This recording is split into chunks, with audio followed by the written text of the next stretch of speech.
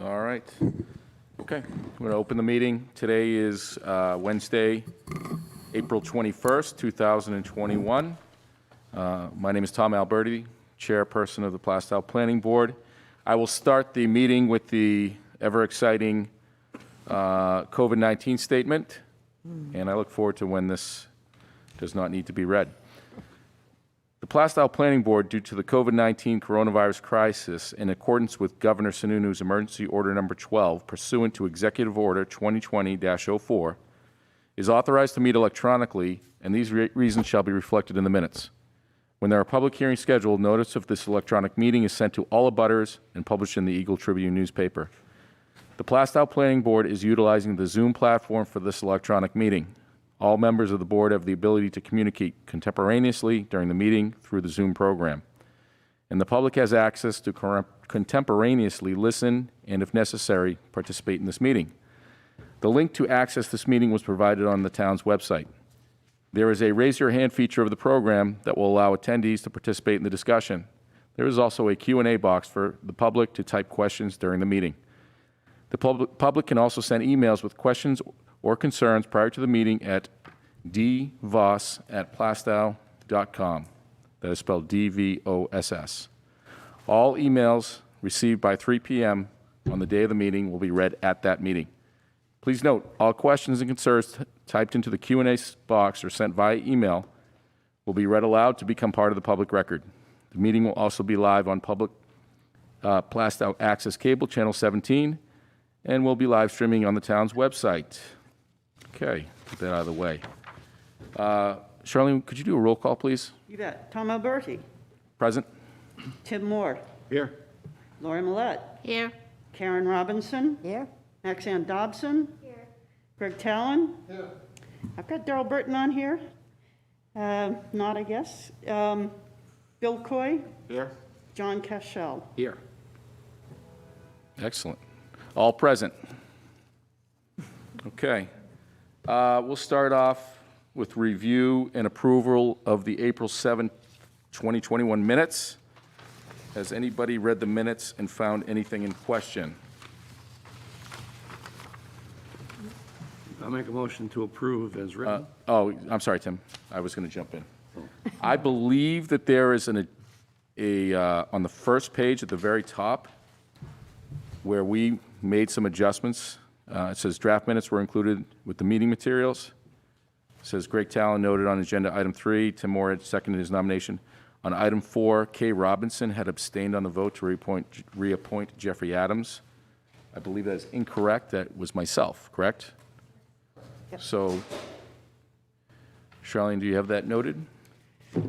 So the second... Item 4. Second line, yeah, where it says on item 4, Kay Robinson, that should be myself, Tom Alberti. Okay. Yep. And very minor, again, in the last sentence in that paragraph, it says, Julian Kishka was recommended as representative to the Rockingham County Commission. It's county. I don't want to be petty, but I just happened to catch that. Any other changes? You're right. Okay, go ahead, Tim. Yep. Would anybody like to... Yeah. Tim. Motion by Tim. Greg Talon seconds the motion to accept the minutes. All. I'm sorry? As amended. As amended, thank you. As amended. As amended. All in favor? Aye. Abstain or no? Excuse me, no? Opposed? Any abstentions? No. 5-0-0. Accepted as amended. As amended. Right. Okay. We can start the public hearing at this point. We'll first note that there was an application that was submitted. It has been withdrawn by the applicant with regard to recognition of some of the zoning requirements and ordinances. So the applicant has withdrawn before even reviewing and will, my understanding, is propose it with some changes.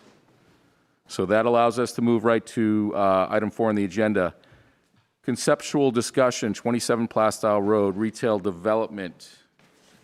And I believe we have someone here to speak with us. That is, Dan Corliss. yep, What's your last name? Corliss, K-O-R-A-V-O-S. K-O-R-A-D-O-S? Got it. Thank you. all right, Dan, we're going to bring you this microphone, and then, yeah, tell us a little bit about the project. All right, the project is at 27 Plaistow Road. It's an existing non-conforming lot and structure.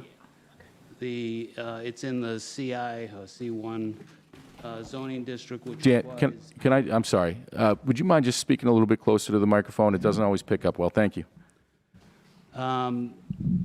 The minimum required lot area is 80,000 square feet. The present lot area is...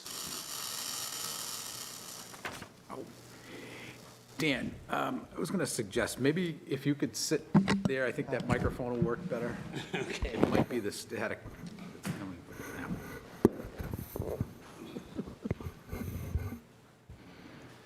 We use dial-up here, so, sometimes we have issues. Thanks a lot. I'm just kidding. I didn't know they still had it. I've got one. So, as I was saying, the existing lot is non-conforming. It's undersized. The required area is 80,000 square feet, and it's got 19,200 square feet.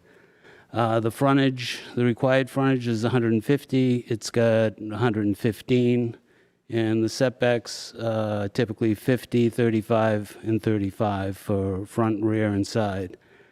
The existing building, and it was done a long time ago, so yeah, I'm sure it complied at the time, but the existing setbacks, 35 in the front and 30 and 30 on the sides, on the side and back.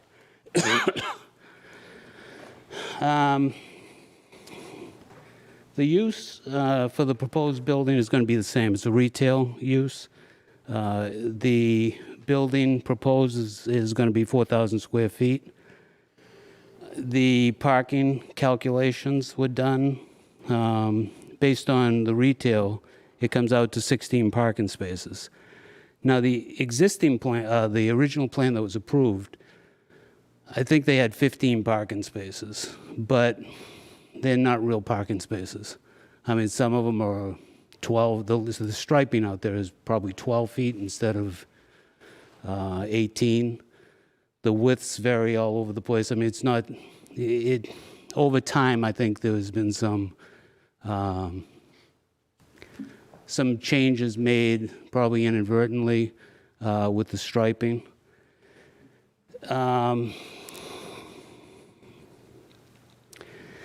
They had some parallel parking along the fence. As you come in on the south side, the north side, there's a wooden fence that goes all the way down in between this property and the property owned by the Bank of America.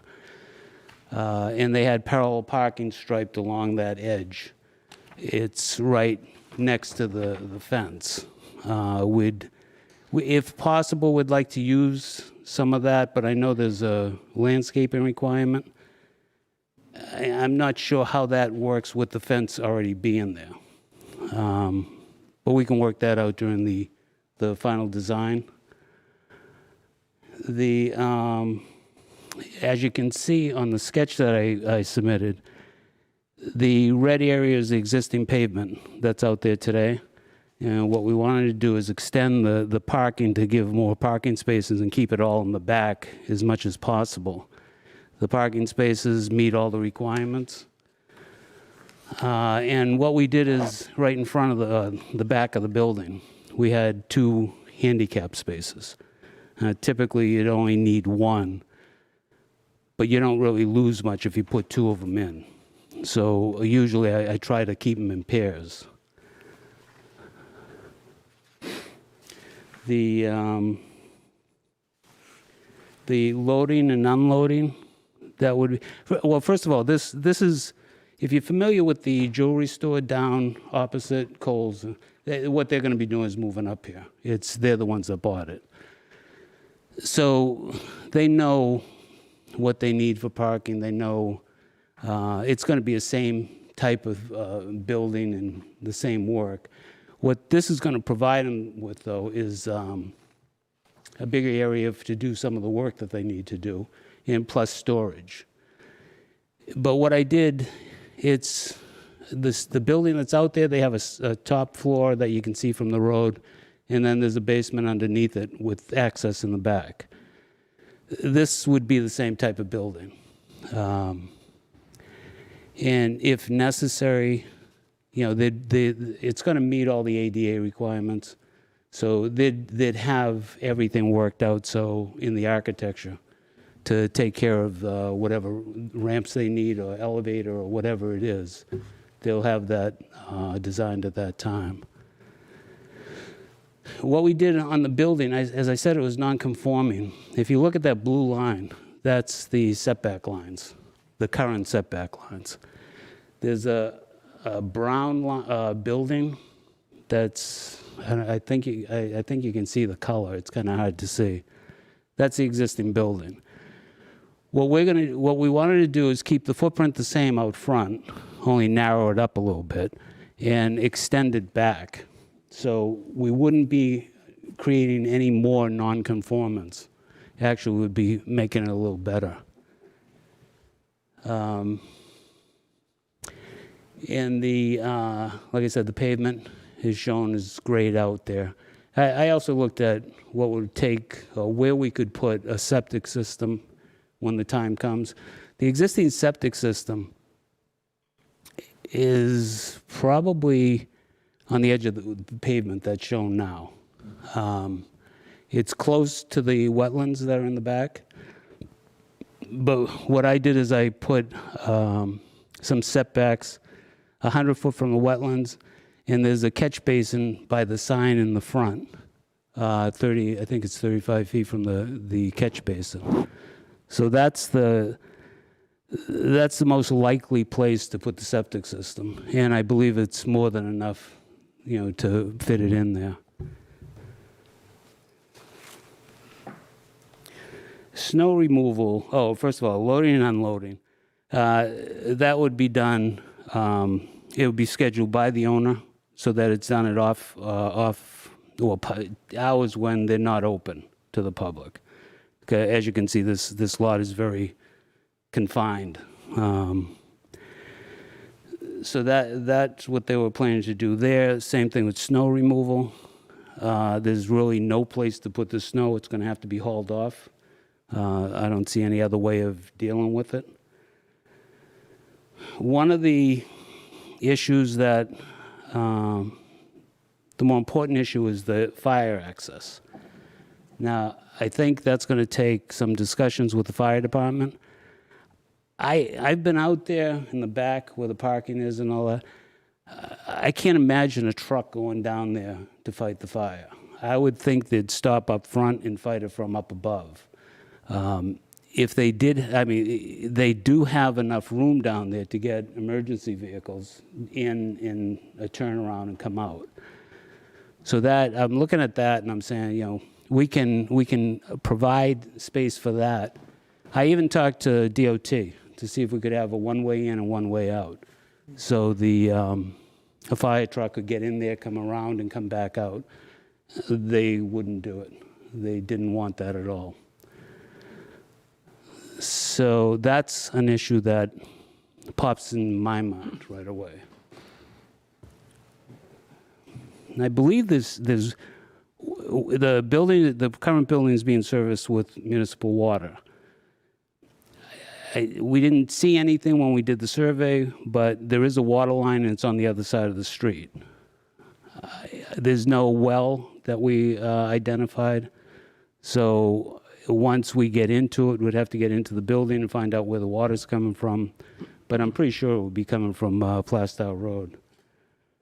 But we don't have water yet, so unless it's the fire, maybe it's the fire suppression? Does it have? They have fire hydrants right across the street. Okay, so maybe it's the fire suppression then?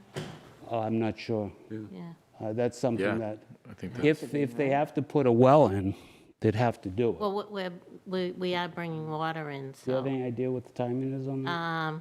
John, do you know more about that? Water? Yes, they are actually they're starting the installation of the water system. It's probably not going to be up and running along 125 for, say, a year or two.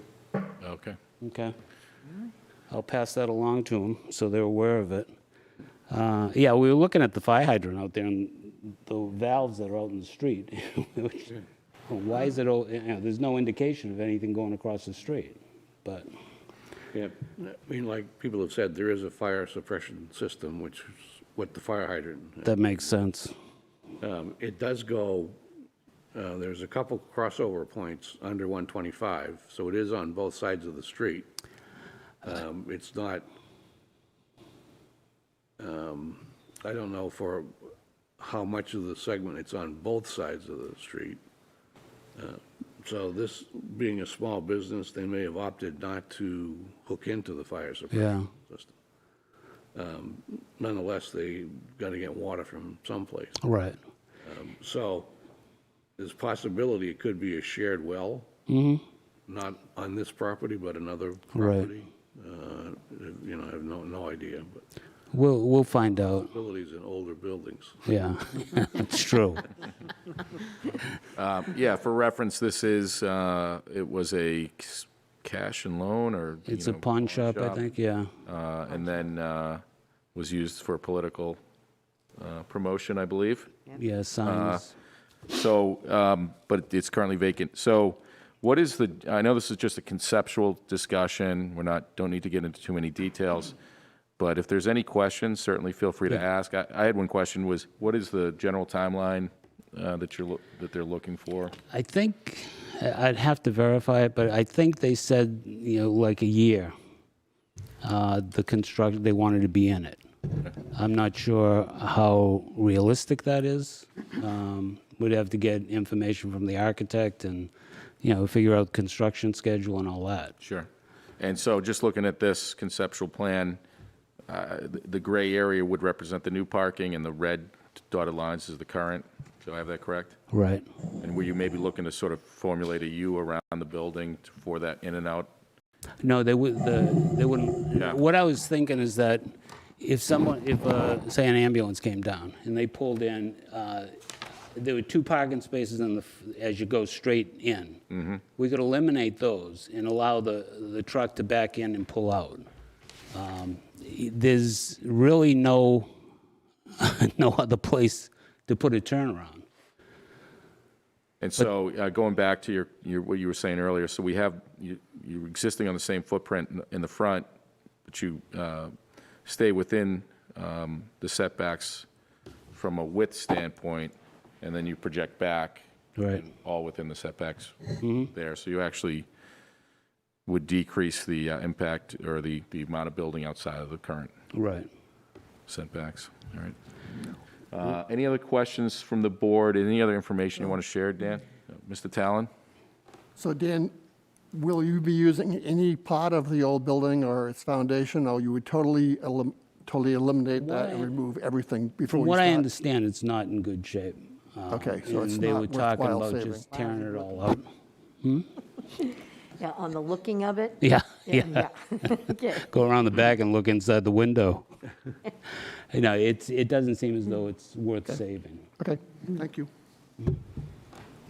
One other thing I wanted to bring up, I got a copy of the new regulations the other day, and I was flipping through them. What I was looking at with the setbacks here, I was under the impression we were going to need a variance to extend further into, or put additional disturbance within the setbacks.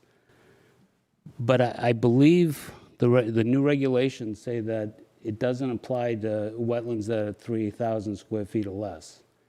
They only flagged the front of the wetlands. And I think what they did when they built the parking lot, they filled it up and then just sloped it down. And the other side sloped down like that. So it's more or less a confined area. And again, it's my understanding that there's no way the water can get out. It just goes in there, runs off the pavement, goes in there and infiltrates. So I don't believe, and I'm going to have to get some clarification on the new regulations, if anything is going to be required as far as setbacks go if it's less than 3,000 square feet. And, I mean, that was one of the other issues that I had. You know, yeah. Tim, and I think maybe you can answer this question. The building obviously was grandfathered in through with the variance, but I assume that new variance requests would need to come in for the new construction, correct? That would be true. Yeah. If one is, well, it looks like one's needed. Yeah. But, yeah, I mean, you'd have to, you'd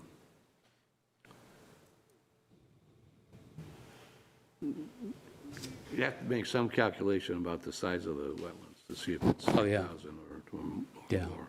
So, We'll arrange for the wetland scientists to go back out there and the surveyors. Yeah, I think it's clear that this isn't a cut and dry, easy, fit right in and not have any, anything that needs to be addressed. So I assume you're going to submit the application and then pursue any other variances or anything else through the proper means. Does anybody else have a question conceptually? Do you have any else, Mr. Cashel? Yeah, I just wanted, Dan, have you talked to the building inspector yet about this proposal? No. I would suggest sitting down with him, because he'll go over with you any setback issues that Okay, you may good. have to go to the ZBA Good. for. One other thing I was going to mention is with the design, right now the water runs down and runs off into the back where the wetlands are. What I plan on doing is letting the water come down and then create a valley and then up with an infiltration system onto the pavement. So that would add, or that would decrease the pollutants getting into the wetlands. So that's another benefit of what we can do now that we couldn't do before. And like I said, the other thing is that the septic system it's a lot closer than 100 feet to the wetlands. I don't know what kind of shape it's in, but we're going to be pulling that outside of the 100-foot setback, and it'll obviously be designed to today's standards. So that would be a benefit also. Great. Any other questions, any other input, Mr. Cashel? No, I think, by improving the site and bringing it more in compliance with stormwater management, especially with the wetland right in the back, it's a good thing. Yeah. And the business owners, good reputation in town, so, so, good to hear. Good. All right, anything else? Oh, yeah, one other thing. I think on the right-hand side of the lot, as you know, there's like a strip mall up above. The side of the building faces the side of this building. And then I think there's a retaining wall, and then it slopes down, and it's all wooded. I think there was something in the zoning that required some type of screening in there. We'll be looking to just leave it as it is, because we're not going to get that close to it. And right now, it's so dense you can't see anything there anyways. And on the other side, we've got the fence for between the Bank of America and our site. Yeah, and I like to, look at the locations ahead of time, and haven't been able to do that besides what I already understand. Any thought about beautification out front? I've got some pictures if you'd like to see them. Sure, that'd be great. Great. And then I assume we'll see some idea about the, yeah. I thought it was going to be a Zoom meeting. I was going to show them on the Zoom. Yeah. So, God, we miss those Zoom meetings. No, we don't. I'm sure you do. yeah. Great. Would anybody else like to look at the pictures? Yep, I would. And then aesthetically, I assume that we'll see a vast improvement, but, Yes. yeah. Yeah, once we get going, Joel Silverwatch is going to be the architect. He'll be putting some plans together to you. present to you. Good. Great. Tim? I was just going to say, yeah, we do have landscaping buffers, Yeah, but our preference always is natural vegetation. So Good. Right. we don't want you to cut down trees to plant, shrubs 6 feet apart. There's one big oak tree there Yeah. that has been there forever. It's got to come down because it's where the parking's going to go. Oh, There's a metal sign that far into the tree. It just grew around it. Yep. Have you seen it? I've never seen that before. It's a mess over there. Any improvement?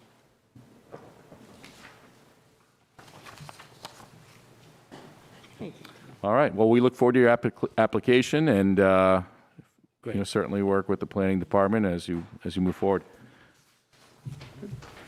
I'll We're do good? that. Okay. Thank you very much. Thank you, thank you. Thank you. And good night. You too. Take care. did you want your pictures back? Yeah.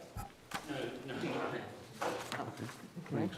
Got the good ones at home. All right. I'm sensing that we're on a good pace this evening. We are. Okay, Yes, we so, are. Good job, Tom. yeah. I'll take all the credit. Next on our agenda is simply just a cleanup of the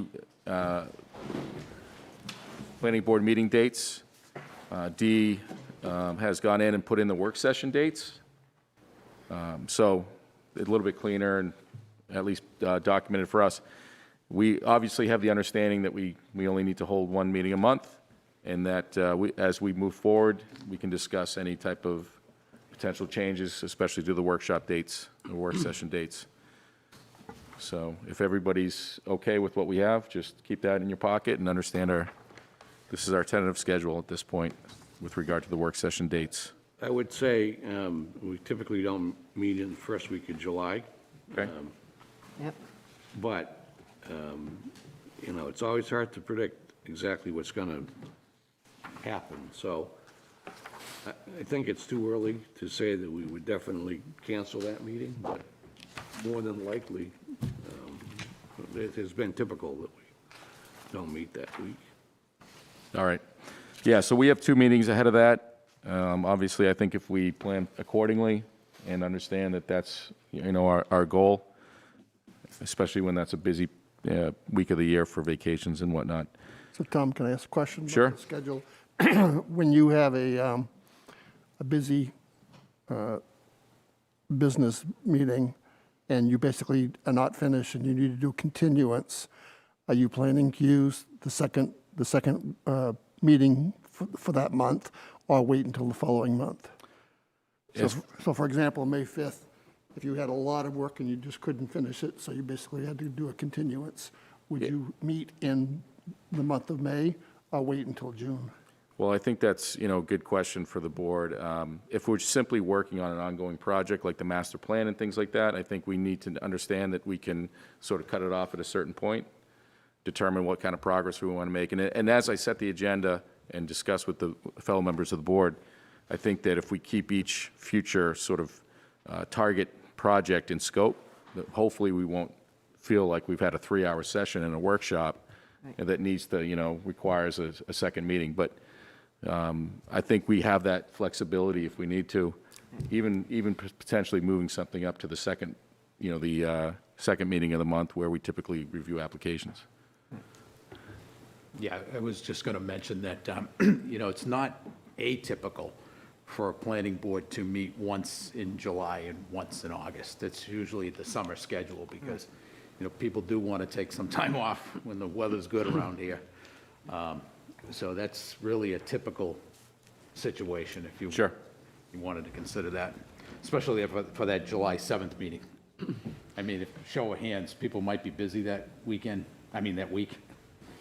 I'm August 4th. I'm that one. Yeah. Yeah, July 4th is actually going to be on the 5th, so, oh, is that right? yeah. Yeah.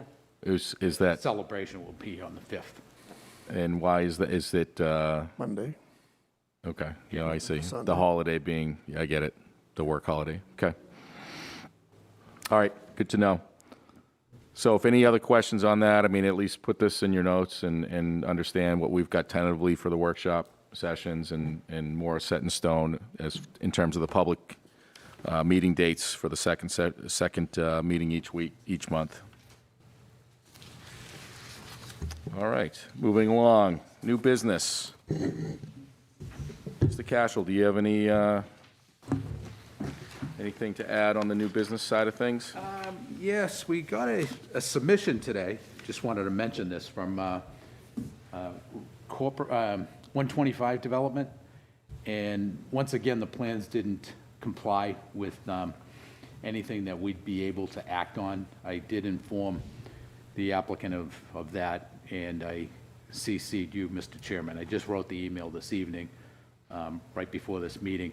But just so you know, they submitted a plan that's a cover sheet only. There's no stamp or signature of a surveyor, land survey. It's supposed to be a subdivision plan. Well, you can't prepare a subdivision plan or submit a subdivision plan without a surveyor, a licensed New Hampshire surveyor, actually stamping and signing that and dating it. So it was vacant of that, just for instance, along with 100 different other things that it didn't include. And they actually thought that that was going to comply. So I informed them otherwise, and as soon as they were able to submit a qualifying plan in accordance with our land subdivision rules and regulations and state statutes, then we'll be able to act on it. Okay, thank you. Where was the subdivision, John? This is 125, the property that involves Newton and Plaistow. Oh, okay.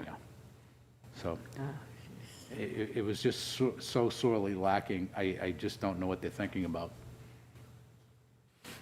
Yeah, maybe thinking about only building in Newton would be a Right. thought. Exactly. I told them that. Why don't you just leave us out of it and, do your own thing over there? Exactly. Yeah. Oh, my God. But that's the up to date on that. Okay. Chairman, I don't know if we're leading into a follow-up discussion from the last meeting having to do with the list of what we want to try to accomplish. Is that? Yeah, and we can. I noticed that it wasn't typically it wasn't set on the agenda. Yeah. But, I did bring my master plan thing, so if there's any updates, and we did leave it at, some of the questions were, hey, I'll look into this, I'll look into that. So if anybody has some information to share, this would be a good time to. Yeah. No, I wholeheartedly believe this is the way master plans are supposed to be implemented.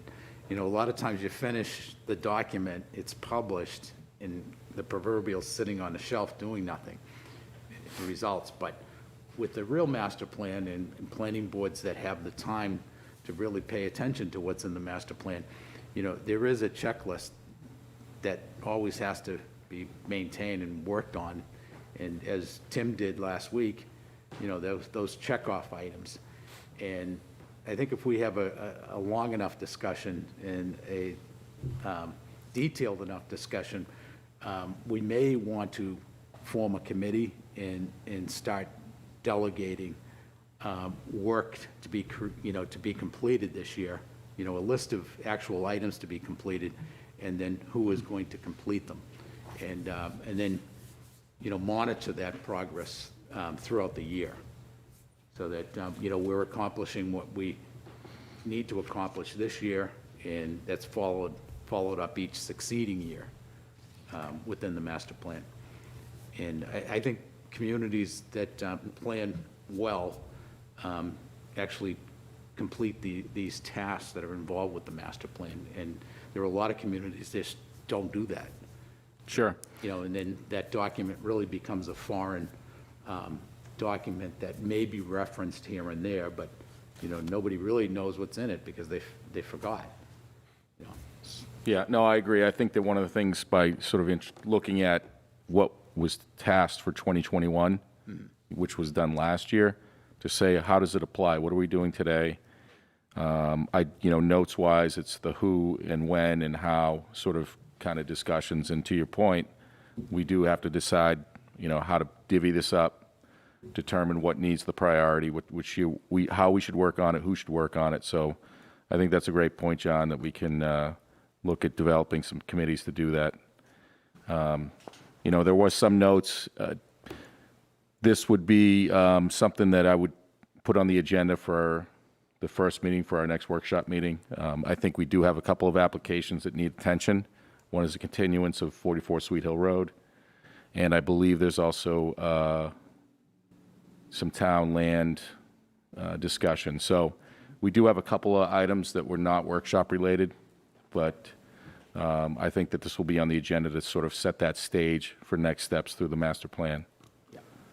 And, as a follow-up to Sweet Hill Road, I've been in communication with Steve Keach in trying to make sure that we're covering all our bases as we progress with the review.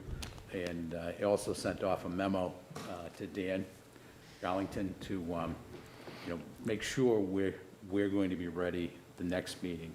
And I asked him specifically if the proposed right-of-way, which measures actually 21 and a half feet off of the edge of pavement for area that he can work with for snow plowing operations. And he did write back to me that, he's most concerned about the electrical boxes and the post boxes, that those are going to be positioned far enough outside of the right-of-way so that his plows aren't going to be taking these pieces of infrastructure out of commission. So he did write back, and he's fully satisfied at this point in time. He's continuing to work with Charlie Zilch in making sure the positioning of these electrical boxes and, the future post boxes are going to be outside of the right-of-way. I also sent the memo to Steve Keach because I was really concerned about, the grade of the utility roadway leading down to the retention basin. And he wrote back a comprehensive response to the questions I have, and I'll share those with the board, as well as Dan's for our next meeting. I'll make sure you get those in the packet. And what I pointed out to Steve, the most important thing is for everything to be designed properly by a qualified engineer, which has been done, and for the work that's required to meet the design criteria be done as it's designed, and the compactions and everything else that go with it. But you also have to have the field inspections being done by a qualified field inspector, because that's the most important part. And anybody that's been in this business realizes that. Without the town having proper field inspections being conducted as these projects are being built, you really don't know what you're getting and what you're going to be left with maintenance-wise, into the future. So Steve agreed with that, and, you absolutely have to have field inspections as these utilities are being installed, as the roadway is being excavated, and as everything's being done to build the roadway compaction-wise. Otherwise, 5 years from the day the pavement's put down, it's all cracked, and nobody knows why it's all cracking and needs to be replaced. It's because the compaction wasn't done right.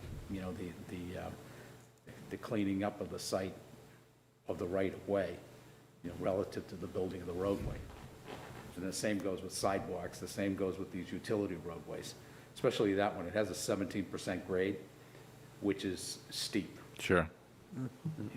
I think our subdivision regulations state that the compaction test, when they're doing the road compaction, they have to have someone there to observe it, make sure it's done correctly. So some of those are right in the subdivision. Yeah, John, to your point, it sounds like that some of the questions we had after our last meeting, the information was provided, so that's good. And we can continue the application, and, I think we'll be able to, we won't be stuck in the same situation we were questioning some of the things, so. With this particular subdivision too, there's so much fill that's being brought on the property. So, all of that fill needs to be compacted in layers as it's being built up. Otherwise, you'll end up with a lot of voids, and, who knows what'll happen. Sure. Greg? Tom, for 44 Sweet Hill Road, there was also some confusion about the acceptance of the site plan for the fire department, whether they would be able to turn around inside of the cul-de-sac. And the part that really got me was the fact when you looked at the letter, there was no subject, there was no date on it. And I expressed that to the town manager. I said, from any of your departments, you minimally need to have what is the subject that you're referring to and date it so that it's clear.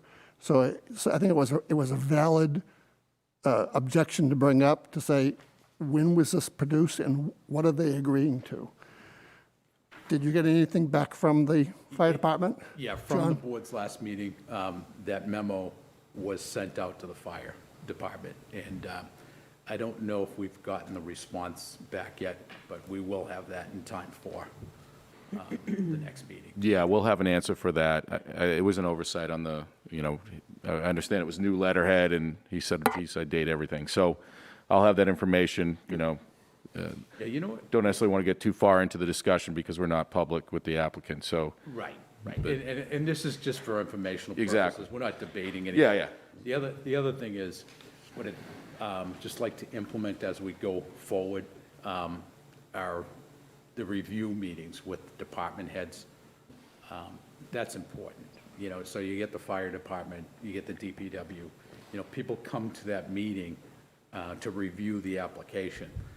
That's how people get on the same page. You start with the fleshing out of issues, like they came in with the conceptual this evening, but I was surprised he hadn't gone to the building inspector, especially in regard to setback issues. That's not our bailiwick. That has to be dealt with specifically by the building inspector, And, I know it's just conceptual, but I think we would have been better off this evening, for example, if they already knew if they have to go to the ZBA. Sure. Yeah. I think we can assume that, but yeah, from their standpoint, that's, But, that's one thing I want to try to do is implement, a more comprehensive review, plan review, when they're submitted, so that the board has as much information from the departments, thorough information, and we're not left having to ask for more information from that particular department head. So their comments are real. We need real answers, and, we need them to put the thought necessary, into their comments to us. Karen? I'm not going to continue, making this go on forever. But on being that he came and with a conceptual plan, I think there's a lot of misunderstanding on the process. And I think that's why he probably did not know where to look and find that you go to the building inspector, that you have to do this, you have to do that. We've had some problems with certain plans that have gotten through because they didn't really follow the process. And I'd rather have a person come here, or wherever he feels right to do so, with a conceptual plan, and then we tell him, but this is what you have to do, rather than have them get lost or the plan get lost in the correct process. So that's all I had to say about that one. But Good point, thank you. I guess just one more thing that we need to do this year, because potable water is imminent. And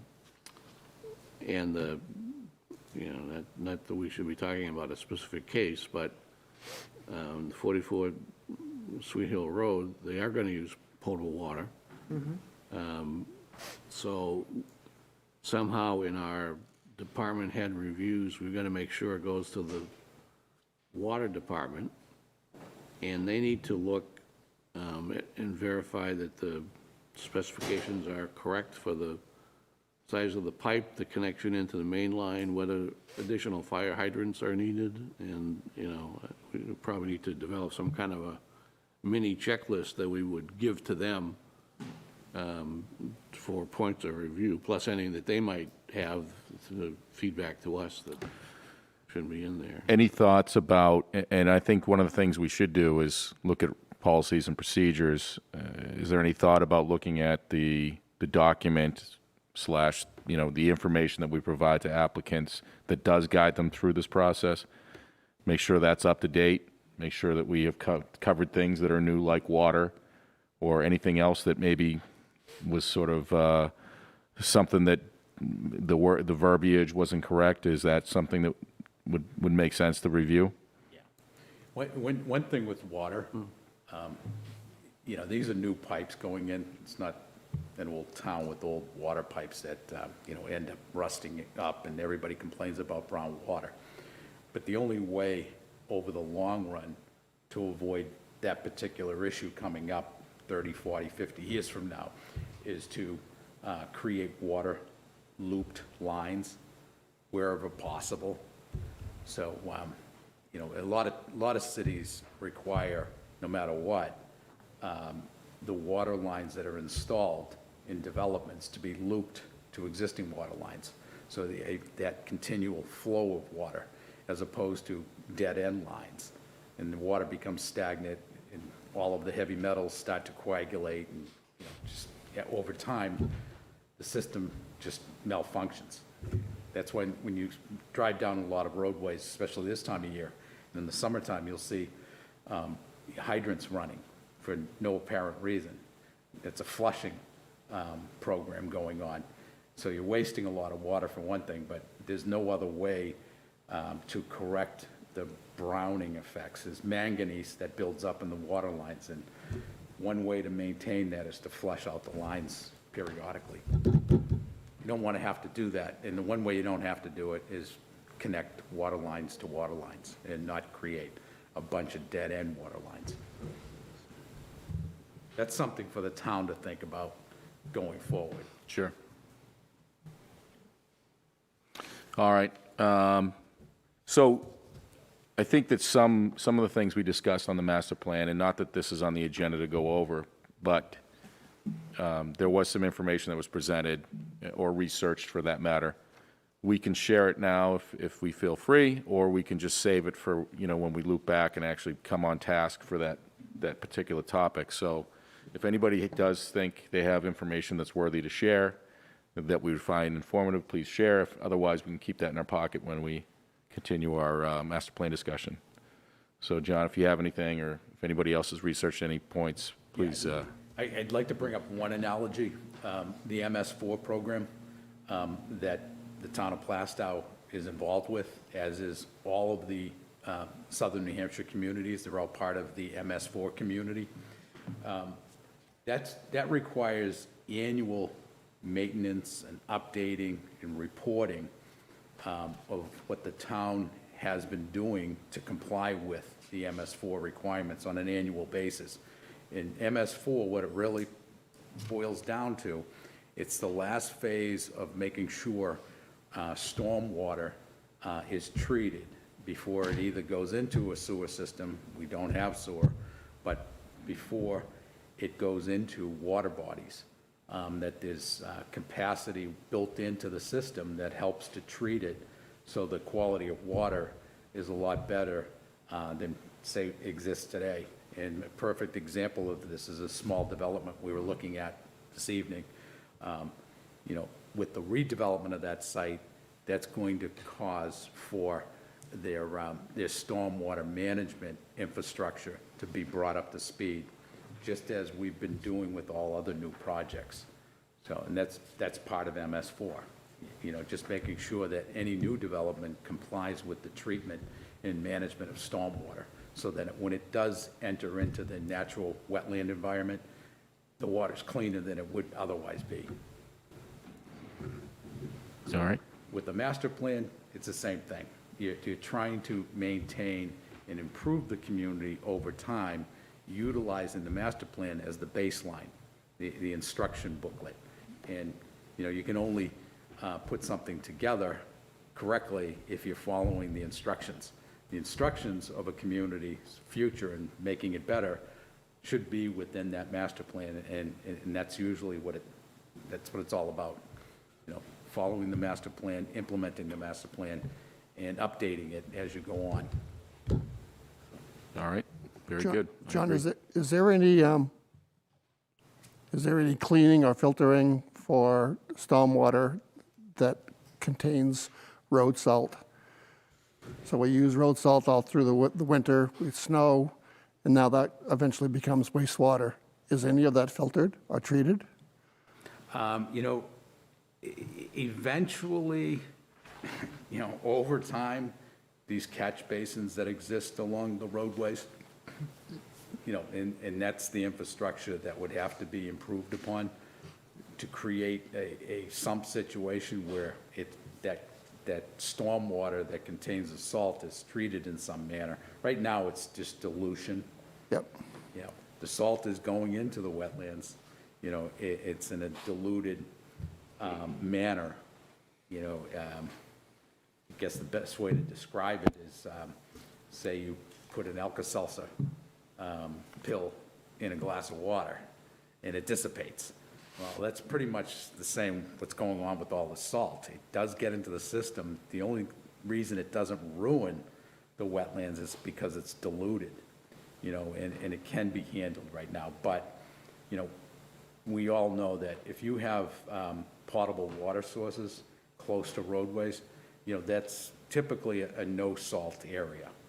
And you try to treat the roadways, you know, with sand, which causes its own problems. You know, that's sediment stuff that builds up. But, you know, that's just a thing. It's safety versus saving the environment. And, you know, you really can't drive down the roadways, you know, and have accidents all over the place. New England's a rough place in the winter. We still want to go places, and you can't go anywhere safely under those storm conditions without treating the roadways. So, big factor. I mean, you go down any highway and you see the salt, what it does to the bridges, the concrete that's associated with the bridges, and then, you know, any pine trees in particular, you can see the salt burn from the spray of the salt when, you know, trucks go by. You know, they kick up a lot of salt and it just dissipates into the atmosphere and it lands on, you know, pine trees in particular. You can see the after effects of a heavy winter, you know, on the pine trees along a major highway. You know, Tim, did you have some input? Yeah, I mean, there's a couple things that we do in addition. John already mentioned cleaning out the catch basins. Danny does that on an annual basis. And that material that they take out of the catch basins gets carried out of Plaistow to some place that can deal with it. And the other thing we do is sweep the streets. So a lot of the salt residue is on the, you know, embedded in sand and whatnot on the sides of the street. So we typically sweep the street in the spring to get rid of the salt that's As soon as the snow stops. in the gravel, so it doesn't, you know, further. And then one of the Contaminate the MS4 environment. requirements is street sweeping twice a year. Yeah. It usually was done once a year. But now Have we moved that up to twice? You know, I think it's part of the master plan in the strategy section was pollution prevention, and we talked about the Green Snow Pro certification. Yep. And I noticed that the responsible agency was the planning board and Concom. It almost seems like, to me, and correct me if I'm wrong, it would be a town manager sort of mandated program, correct? I mean, that's my thought. We can support it, we can promote it, but then ultimately, we can't require it. So it seems to me that we would need the support of the town manager, perhaps the board of selectmen, to promote that and make it a requirement. I don't know if you have any input on that, Greg? No, I don't. Okay. But I know that MS4 is discussed on a regular basis. So as far as my feeling is that Mark is very much up to snuff with all of that. Whether there are specific actions for the board, I'll bring that up with him. Yeah, and I'm not saying, hey, it's not my job, it's someone else's. It's just, to me, No, it's a to good, promote that sort of, hey, could we make it a requirement for the town? it's a really good point, Tom. I know it really is a good point, that the role of the Board of Selectmen is to look at the 30,000 foot, to look at all the areas, not just one specific area. So if this is something that you're bringing up, then yes, we want to be aware that have at least discussed it, looked at it, and make sure that we don't have actions to do or policies to to enforce. But I believe Mark is very much up to snuff with that, but I'll bring up that topic. So Great. thank you. for Sounds bringing good. it up. I think Chairman, can I just bring out a point? Sure. You know, Plaistow is very fortunate in that its MS4 requirements are being met professionally with Norman Doe and Associates. You know, they're one of the best in the business in making sure communities are complying with MS4. You know, a lot of towns don't have the money to do that. And, you know, municipal staff has to be more involved. And then, you know, you just fall behind the 8 ball trying to meet up. I deal with this personally, believe me. You know, trying to meet the requirements with local staff for MS4, it's impossible. Right now, it's impossible. You know, there's a little leeway going on because of COVID, but, you know, last year, any community not complying with MS4 requirements, they were being audited. And if they didn't really show progress, they're going to start being fined. You know, Plaistow is actually being properly managed in regard to its environment and compliance with MS4. But you know the commercial goes, what's your one thing? You know, and we all have, you know, one thing we're trying to do, at least. Well, when you're on a municipal planning board, there's 100 things that, you know, we can be involved in trying to make sure that the local environment is doing its thing, Sure. you know. Yeah, and again, I was thinking, you know, we can recommend it, we can't enforce it, is sort of my thought. Tim, I think you had something else you want to share? Yeah, I think the requirement there was was to make sure that it's in our site plan review regs that winter maintenance is done with those, with that Green Snow Pro. green snow. I'm not sure if it's there or not. I think it's probably something we've talked about, whether it actually got on the list and got implemented. I don't know, but that's something we should probably do this year for sure. Okay.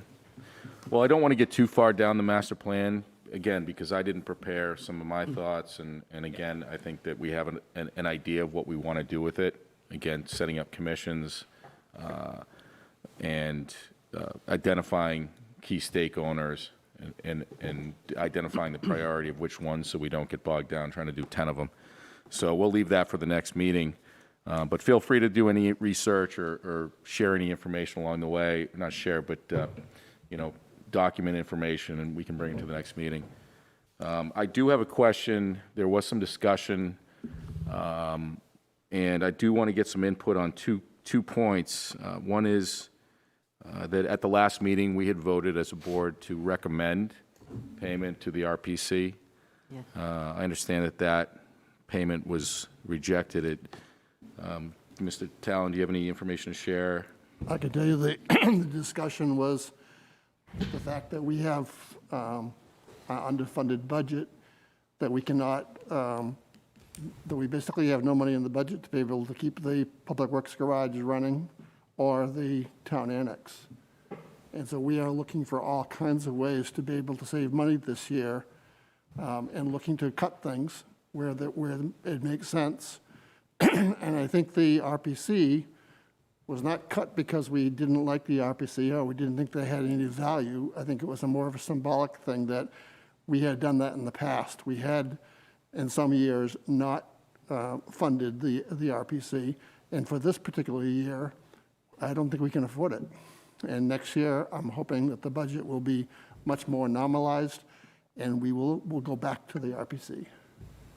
I had a conversation with Tim Roach about that, and I think he clearly understands that there was no feeling of, you know, we don't want to be part of the RPC. It's just that we just can't afford it.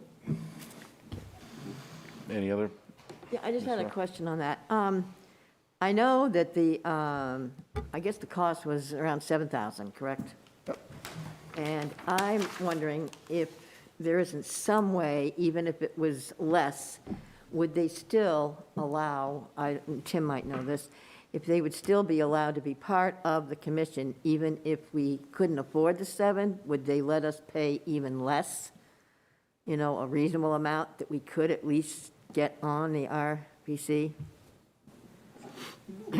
would they accept less if we can't afford it? They have done that in the past with different communities. So it's not, impossible. So I think Tim Roach reached out and made that suggestion, but Yeah. if there's no cookies in the cookie jar, you can't share half Okay. of nothing. I was just hoping that maybe they would not make us pay that much, and we could at least give Yeah. something so that you're part of it, you know? Just so you know, too, they run a real tight budget, too. And Tim Roach did inform me that they're running a deficit, a substantial deficit. So, there's COVID money that may be coming, and, adjustments might be able to be made. I think there's greater minds in this room than myself, especially with regard to how the budget process works. And full disclosure, I don't understand all the ins and outs. But the planning board and the planning department is set as a budget line item, is that correct? So technically, wouldn't that have been in consideration last year for this year? And shouldn't that be sort of understood as a coverage? And Max, can you? Yeah, I can speak as the budget chair from last year and the budget that is in question. The planning board budget was pretty much level funded from last year. We, as a board, unanimously decreased it because the amount that had increased was for overtime, and I believe we were told it was a raise and it was a CBA, but at deliberative, the town manager made it clear that the raises weren't for people in the CBA, and they tried to add it back in at deliberative, and the people voted against it. So that budget was funded. There's also a line in the budget for membership fees, and that's where NHMA comes out of, and I assume that that's where this would come out of. It was a broad description. So it is funded, they're just choosing not to use the money in that way. Yeah, and I think the one thing that I don't want to do here is get into the political side of the discussion. I know there's a lot more to it, and there's different sides to it. I think that our focus is, how do these things that are occurring around us affect the planning department and planning board? And we had a very good discussion last week, and we shared some good information about how there is a infrastructure bill on the table that communities that are shovel-ready or plan-ready will likely be able to take advantage of tax revenue coming into their communities. And I'm concerned that as we say, yes, let's be a more active board and be ready for that if we can, benefit our community, but to then find out that we're losing some resources, which may even impact our planning department, Mr. Cashel, and I don't know. So that's my concern. And so I don't want to take a step back, but I understand that, there are budget restrictions. So any other input from the board? I'm not sure that we have a whole lot to say at this time, but I think we have to understand that we're currently not a member of the RPC, and we may lose some other resources. Well, considering right now, DOT and I believe RPC is involved in it with the traffic calming project on Main Street, I don't feel as though this was the year to cut RPC. Right. And if there's any way we could give them like maybe 4,000, 5,000, so we could stay an active member. Do you know if that study has in essence been paid for, and will they complete it, or is it, relative to the current membership? Tim's on the committee. Yeah, I don't have a good answer for it. It's in the general topic of Main Street traffic calming was in the 10-year plan, I guess. And it's hard sometimes to follow projects that are, they're not always in the DOT's project list, they're not always split out. So I was was a little bit surprised to see that, to have DOT respond like they did. I mean, it's a DOT project, so they, and I think they told us they had, I think, I'll say 600,000, but don't hold me to that figure, but it was something like that. And then as they're going through presenting what they're gonna do, all of a sudden there was a, oh, well, we need another 200,000 local match from Plaistow to do all the work that we've described. Which, number one, even in good times, we certainly don't have the means to come up with 200,000. Now, I think the construction of that Main Street, the projects that they were gonna do, I think was scheduled for 24 or maybe 25. It was a few years out. So we do have the opportunity to set aside a few dollars, you know, over the next 2 or 3 years to make up that deficit. Now, if the Biden's infrastructure plan comes through, there may be more money, and I would say that's a project that's definitely shovel-ready, because it's already has been started. They've contracted with Hoyle and Tanner to do the design and so forth. So maybe there's a way to get the 200,000 deficit. Or maybe from DOT, who doesn't have a large supply of money to pass around either. Maybe the whole 800,000 would come out of shovel-ready kinds of projects. But, you know, that's something we have to keep our ear to the ground. So those are federal dollars. So even though we don't pay our PC dues, we still have access to that money. So they wouldn't. Now, things oftentimes go a lot smoother when RPC participates, because they have a lot of the background knowledge and so forth. So it might cause some delays maybe, but I mean, hopefully by, you know, 23, 24, we'll have been back as a regular member of the RPC, and so not too concerned. It's, you know, from year to year, things happen and you have to make adjustments. The concern is if it, oh, we got by last year, we didn't pay them, so we could get by again this year. That's the kind of precedent that is, does not work out well. So, well, you know, for this year, you know, it is what it is, so. Any other input or discussion on the, on that development with the RPC? Any other questions or comments? Are you? Go ahead, Max. Okay, yeah, I just think that there are other places that money can come from.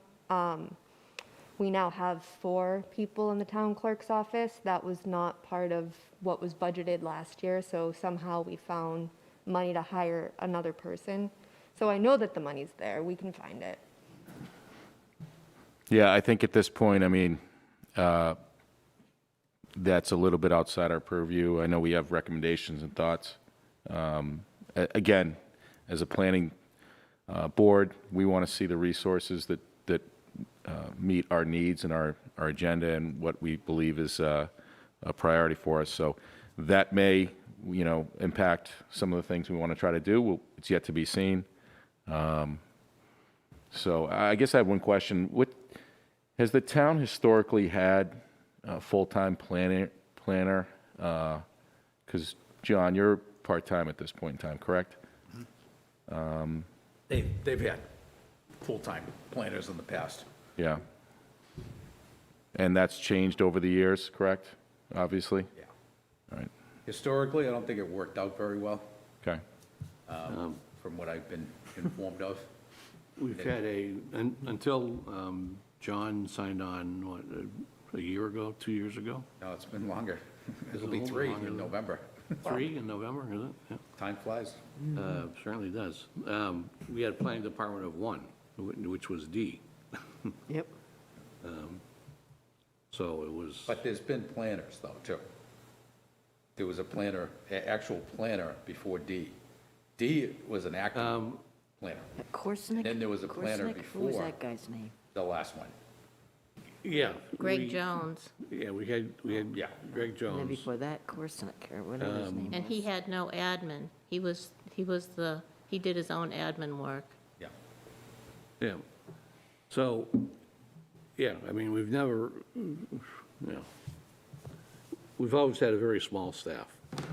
Whether it, You know, I look at it, Tim, you know, it's a community of 8,500 people or thereabouts, maybe a little less. You have a sizable commercial base, but to try to run a full-staff community, a government with the tax revenue you have to deal with, it's difficult, very difficult. And, you know, you're a planner in a community, you end up being the chief cook and bottle washer and everything else. And, you know, you're just going like this all day long. And, you know, trying to do everything and accomplish everything in a timely manner, and then also keep up with all of the planning board requirements. You know, it's a 10-hour day at least, all the time. And, you know, it costs a lot of money to provide staffing for that amount of work. And a lot of communities just don't have it right now. Yeah, no, I agree. I just think that, you know, for a town like us, if we were Newton or Kingston, you know, well, not necessarily Kingston, but Atkinson, you know, I get that, you know, you're going to have a small staff because there's not a ton of stuff going on. We're a different animal in this 125 corridor and everything. We've got a lot of stuff, and I feel like it's going to continue to, you know, have some changes and big opportunities for updating the town, you know, so just having the support there and it is, The way it's handled, you know, when you you have limited resources, the way it's handled, volunteers on the planning board, other volunteers, Conservation Commission, you know, it's a team effort. It's like, you know, raising a barn in the old days. Everybody comes together and, you know, works together as a team to get things done. And then, you know, today, a lot of the expertise that has to go into stuff, you have to hire consultants, and you have to go out and look for funding for those consultants. So, you know, there's a decent amount of grant writing that has to be done. But then again, this is why regional planning agencies can be so important for smaller towns. And Rockingham is, you know, perfect example. Merrimack Valley Planning Commission is a perfect example. I work full-time in a small town, the same size as this.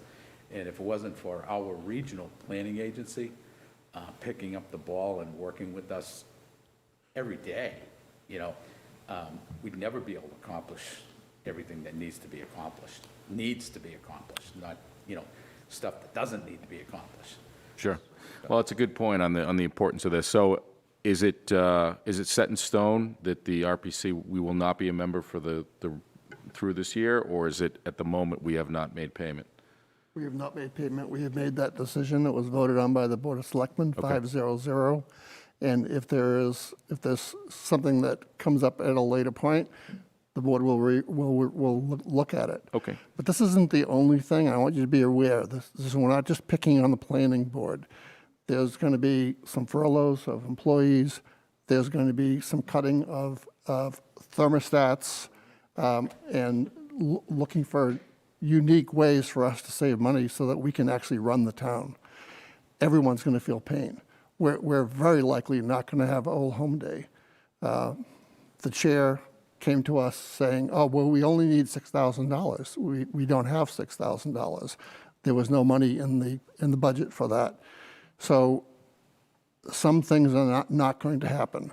But what I would suggest is if you think that you should improve the planning board's staff or ability to have resources like John, put that in your request for the budget coming up. We have a brand-new budget committee, and I'm very, very confident that they are going to look at what is presented to them. They're looking forward to hearing from individual departments.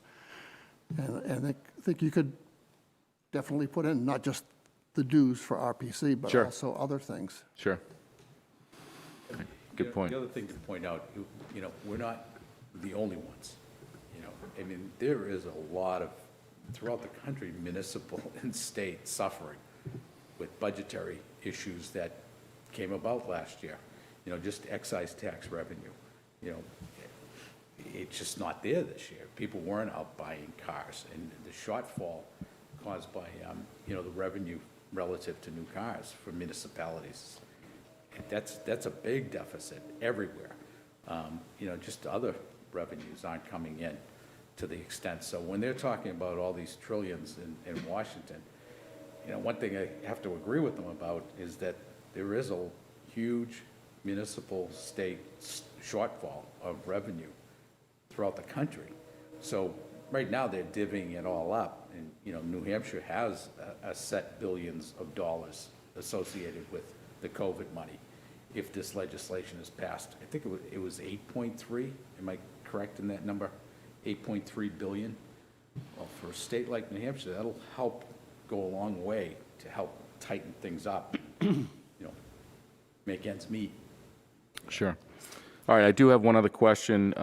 If there's any other questions about the RPC and whatnot, please share. Otherwise, I had a question, really just to follow up, because the board had made a recommendation on 2 pieces of town land, and it just, although it was simply a recommendation, just was there any developments with those 2 parcels? One we recommended to sell, and one we recommended not to. So we did hear information, we had a public hearing on that, so we did get input from people who were interested in one of those lots. We basically did not discuss it or bring it under consideration. We basically wanted the public to have an open forum to allow them to communicate their input, and it is on the agenda for the next BOS meeting. So we will then discuss it and then make a recommendation. Okay, great. All right. Any additional communications, updates, FYIs, other business?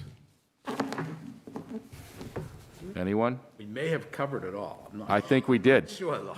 I looked earlier and I said, man, this is going to be under an hour. And then I guess I opened up a couple cans of worms. But all right, so for our next meeting, we know we already have a couple things on the docket. I do want to continue the master plan discussion, so please bring any notes or thoughts or information. Otherwise, let's start to prioritize what we want to work on. Just because it's not in part of the master plan doesn't mean we shouldn't adopt some projects this year. So please share any insight. Anything else from anyone? Great. We will adjourn at 7:48.